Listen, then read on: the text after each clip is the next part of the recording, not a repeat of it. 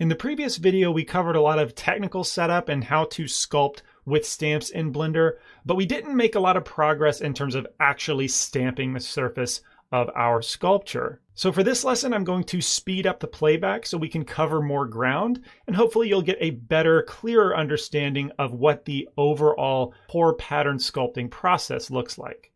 I will continue with the same stamp from the last video, following around the mouth towards the chin.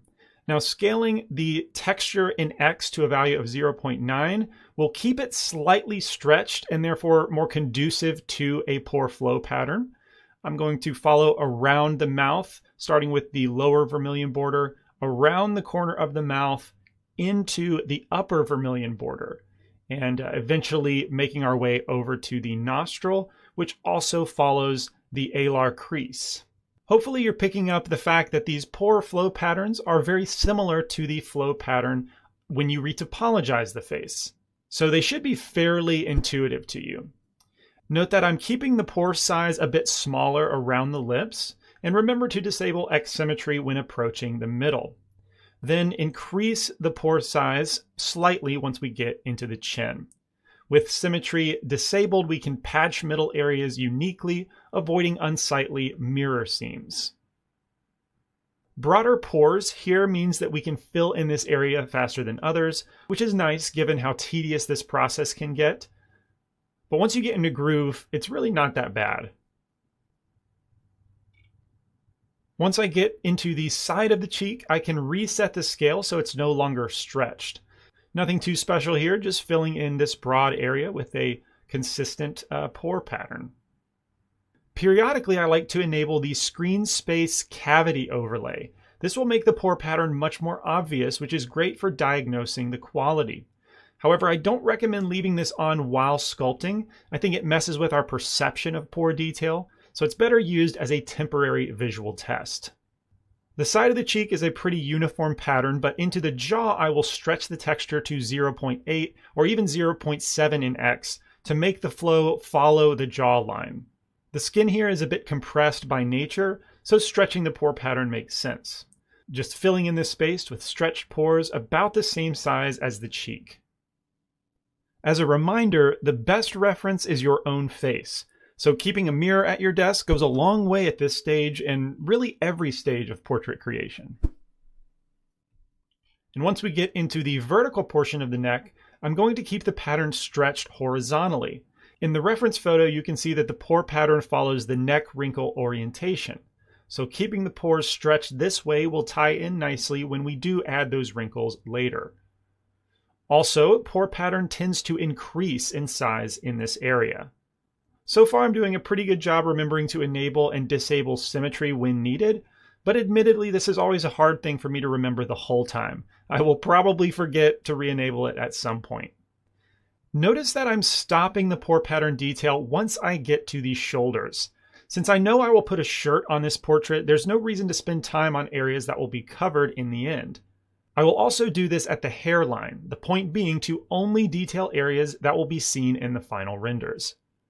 In the transitional crease of the neck to shoulder, I stretch out the texture to 0.5 in X, giving it a very noticeable compression. And then with this photo, we can see a new pattern in the pores at the front of the neck, a bumpiness outward. To achieve this, I will simply invert my brush with the Control key, reversing the texture's effects. This pushes the pores outward as bumps. And this works quite well as a secondary pass over the existing pore detail. Note that I'm drawing the secondary pattern larger than the underlying pores. And this pattern is unique to the front of the neck. We don't really see it happen like this anywhere else on the head. This pattern is also the most intense we've stamped so far. It's appropriate for this area, but you don't want the whole face this intense. Study your reference and/or your own face in the mirror and be aware of stronger pore details and softer pore details. The back half of the neck returns to the standard skin pattern. And I'll be honest with you, this area ventures into territory that I usually care the least about, so it receives the least amount of attention from me. Areas like this I will generally cover with this standard orange peel pattern, unless it's an older portrait where wrinkles commonly occur. As I mentioned earlier, I'm cutting off pore detail around the hairline. My portrait will have hair, so there's no reason to exert effort where it won't be seen. But if your character is bald, the generic orange peel pattern will work for most of the scalp. Though I would recommend lowering the brush strength, since bald heads are commonly shinier than the rest of the head. The more subtle the pore depth, the shinier the end result will be. We'll skip the ear for now and continue up into the brow and forehead region, encircling the eyelids with slightly stretched pores, just like the retopology edge flow. I'll keep these pores on the smaller side of the spectrum. At this point, you may be wondering, how are we going to add pore detail to the upper eyelid? Since it's tucked up under the superior orbital fat, how do we get to it? Well, soon I will show you how we can utilize shape keys to temporarily close the eyes, enabling us to sculpt those difficult to reach places. Likewise, we will open the mouth to sculpt the interior surface of the lips. It's a pretty cool technique, very, very useful. The temple region into the forehead continues a smooth, arcing flow of slightly stretched pores. Pretty simple stuff, but it takes a while covering such a large area. So while this happens, I want to discuss pore depth for a moment. In my early years of portrait creation, I often was too subtle with pore depth. Photographed skin is translucent, which washes out pore detail, just like our skin material will do when we render. So it's best to go a little stronger with pore depth than you may feel is accurate.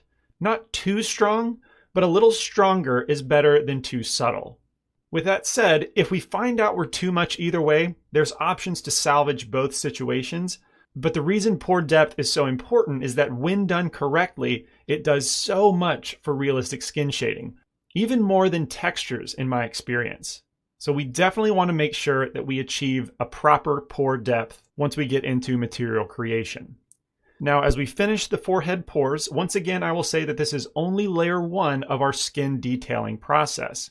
It doesn't look great yet, but give it a couple more passes and it will.